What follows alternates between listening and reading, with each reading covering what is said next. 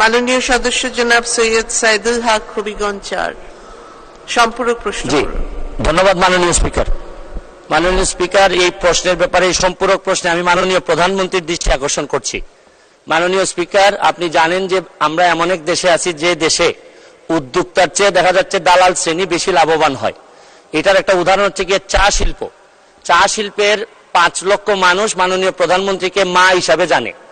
এখন প্রশ্ন হচ্ছে গিয়ে চা উৎপাদন খরচ হচ্ছে গিয়ে আমরা যে চা সংসদে বসে খাই, এটার উৎপাদন খরচ হচ্ছে গিয়ে 1 কেজিতে 200 টাকা। আর এটা বাধ্য হয়ে চা বাগানের মালিকরা বিক্রি করতে হয় 1 কেজিতে 100 টাকা। এর মানে প্রতি কেজি চাতে লস হয় 100 টাকা।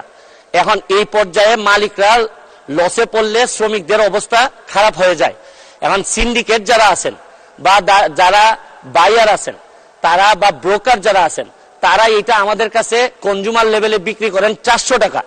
এর মানে তারা লাভবান হন 200 টাকা। প্রশ্ন করুন। জি মাননীয় স্পিকার, খুবই গুরুত্বপূর্ণ, শুধু আমার এলাকার না, মাননীয় মন্ত্রী উনিও সিলেটের, উনিও চা বাগান সম্পর্কিত। মাননীয় প্রধানমন্ত্রী গত বছর 120 টাকার আন্দোলনে 170 টাকা করে দিয়েছেন, কারণ উনি ছাড়া আর কোনো জায়গা নাই। এখন 15 বছর ধরে এই যে ব্রোকার যারা 400 টাকা বিক্রি করে লাভবান তারাই হচ্ছে, অথচ ক্ষতিগ্রস্ত হচ্ছে চা বাগানের শ্রমিকরা।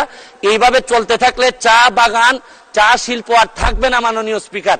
এখন এই ব্যাপারে তারা ব্রোকারদের বিরুদ্ধে ব্যবস্থা নেবেন কিনা, আর যদি না নেন তাহলে চা শ্রমিকদেরকে অন্য রাস্তায় পাঠাইতে হবে মাননীয় স্পিকার। ধন্যবাদ মাননীয় মন্ত্রী। ধন্যবাদ।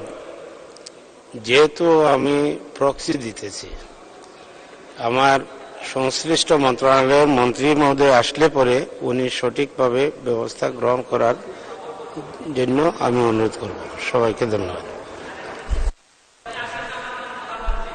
ধন্যবাদ। ধন্যবাদ মাননীয় সদস্য, আপনি বসুন। তারকা